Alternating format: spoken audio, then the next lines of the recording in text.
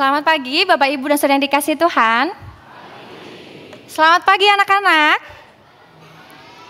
Iya, ngapain kita ke gereja di hari Kamis, bukan hari Minggu loh ini, ngapain? Iya, kebaktian. Kita mau memperingati apa? Betul, kita memperingati hari kenaikan Tuhan Yesus ke sorga. Multimedia boleh tolong slide saya. Hari ini kita akan mengingat, kita akan merayakan kembali peristiwa kenaikan Tuhan Yesus ke sorga. Walaupun besok anak-anak ulangan, masih ulangan? Masih ya, semoga hari ini kita boleh diberikan kekuatan untuk melanjutkan karya yang Tuhan percayakan. Bapak Ibu dan Saudara yang dikasihi Tuhan, peristiwa kenaikan Tuhan Yesus ke sorga merupakan rangkaian peristiwa yang tidak terpisahkan dari peristiwa demi peristiwa sebelumnya. Kita mau mengingat sekilas. Yang pertama, Allah hadir dalam diri Tuhan Yesus Kristus melalui kelahiran Tuhan Yesus Kristus. Disebut apa anak-anak hari kelahiran Tuhan Yesus? Natal, betul. Lalu dalam karya pelayanannya, Yesus menyatakan kasih Allah, Ia mengajar umat, sampai dengan Ia menempuh jalan penderitaan dan berakhir mati di atas kayu salib. Disalibkan di bukit apa? Golgota. Pinter. Sekolah minggunya di mana? Di GKI Gunung Sahari. Hari Minggu sekolah minggu ya. Oke.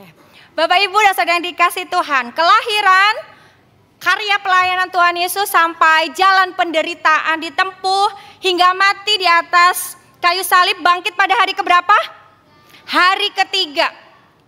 Bangkit pada hari yang ketiga sampai kemudian hari ini kita mengingat kembali, kita merayakan kembali peristiwa kenaikan Tuhan Yesus Kristus ke surga. Peristiwa-peristiwa ini seperti rantai yang gak bisa dipisahkan antara yang satu dengan yang lainnya. Mulai dari kelahiran Tuhan Yesus sampai dengan kenaikan Tuhan Yesus Kristus ke sorga. Dan peristiwa Tuhan Yesus naik ke sorga itu bukan akhir dari karya kasih Tuhan di tengah dunia ini. Oh, Yesusnya udah naik ke sorga nih. Berarti karya kasih Allah, kasih Tuhan selesai dong. Tidak demikian. Setelah peristiwa kenaikan Tuhan Yesus masih dilanjutkan dengan peristiwa-peristiwa yang lain.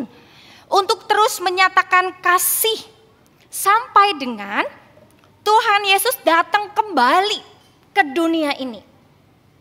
Dan sebagai orang Kristen, sebagai orang yang percaya dan mengikut Tuhan Yesus, kita punya bagian yang mesti kita kerjakan. Ada tugas, ada panggilan. Apa itu? Yang pertama, bersekutu. Kayak hari ini ya, kita bersekutu bersama di rumah Tuhan, bersekutu dengan Tuhan, bersekutu dengan umat, saudara seiman. Bahkan gak cuma di ruang ini. Ada juga persekutuan-persekutuan yang dapat kita ikuti dalam kebersamaan kita sebagai jemaat Tuhan. Lalu yang kedua adalah bersaksi.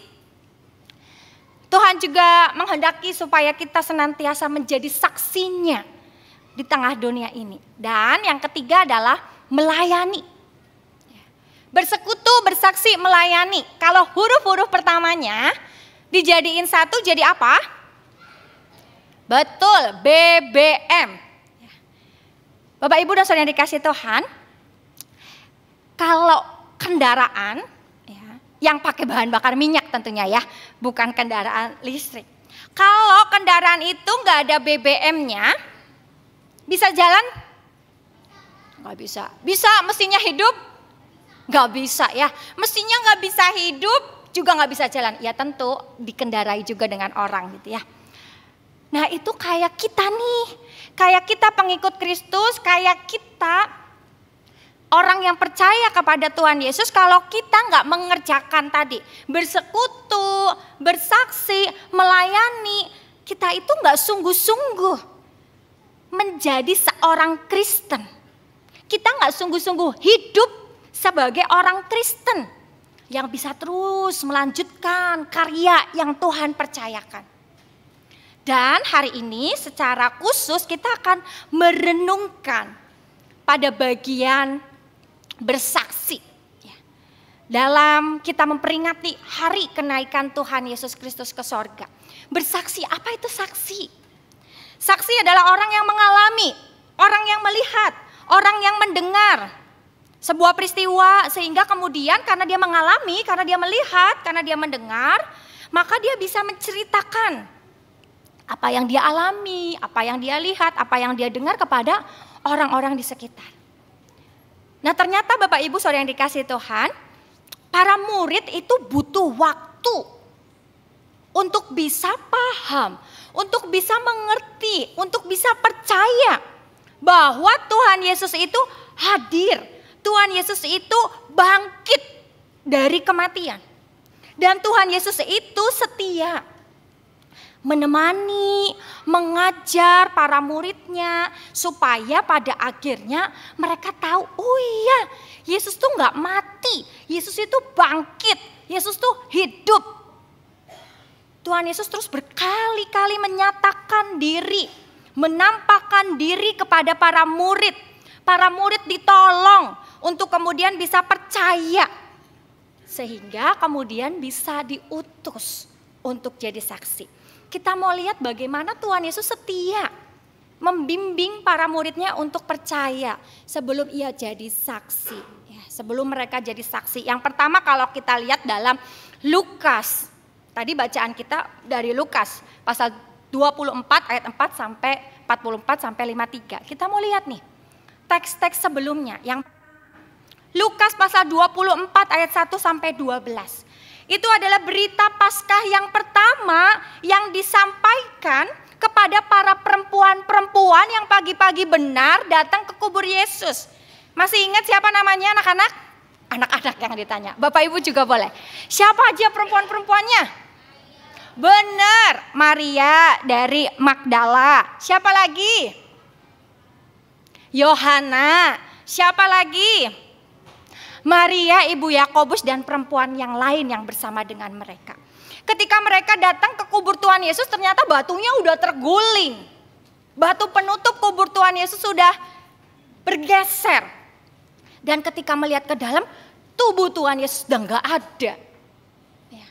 Dan ketika mereka menyaksikan itu, ada 2 orang yang berpakaian berkilau-kilauan mengatakan kepada mereka, kenapa? Kamu cari Yesus di antara orang mati, dia udah gak ada di sini. Lalu apa yang jadi respon? Mereka langsung pulang, ketemu sama para murid yang lain dan mengatakan bahwa kubur Yesus udah kosong. Tapi apa respon para murid yang lain? Responnya adalah mereka tidak percaya, mereka mengira bahwa ini berita yang kosong. Lalu Petrus pergi dan lihat, oh iya kuburnya udah kosong, cuman ada kain kafannya aja. Tapi dia kemudian pergi dengan aneka macam pertanyaan. Apa ya yang sebenarnya terjadi? Dengan apa yang dia lihat bahwa kuburnya kosong hanya ada kain kafan. Jadi di sini para murid belum memahami, belum percaya bahwa Tuhan Yesus itu bangkit. Hingga pada akhirnya di berita yang kedua, Lukas pasal 24 ayat 13-35. Yesus menampakkan diri kepada 2 orang murid yang melakukan perjalanan kemana? Ke Emmaus. Jalan bareng, ngobrol bareng dengan Tuhan Yesus, masih gak ngerti, gak paham. Sampai kemudian Tuhan Yesus pecahkan roti, baru mereka ngerti, ini Yesus yang bangkit, ini Yesus yang hidup. Dan mereka cepat-cepat pulang ke Yerusalem, mereka ceritakan kepada murid yang lain. Hingga kemudian para murid bercakap-cakap, berkumpul bersama, menceritakan bagaimana Tuhan Yesus menjumpai mereka dalam perjalanan ke Emmaus. Oleh karena itu, para murid mestinya gak bisa lagi gak percaya pada kebangkitan Tuhan Yesus Kristus. Para murid gak ada alasan lagi untuk gak percaya pada kebangkitan Tuhan Yesus Kristus. Terlebih di ayat 44 ketika mereka lagi berkumpul, mereka lagi ngomongin Tuhan Yesus yang menampakkan diri dalam perjalanan ke Emmaus. Tuhan Yesus datang dan kemudian Tuhan Yesus juga mengingatkan mereka tentang apa yang telah diajarkan sebelumnya. Tuhan Yesus paling gak 3 kali udah ingetin bahwa nanti anak manusia akan menderita, mati, disalibkan, bangkit pada hari yang ketiga.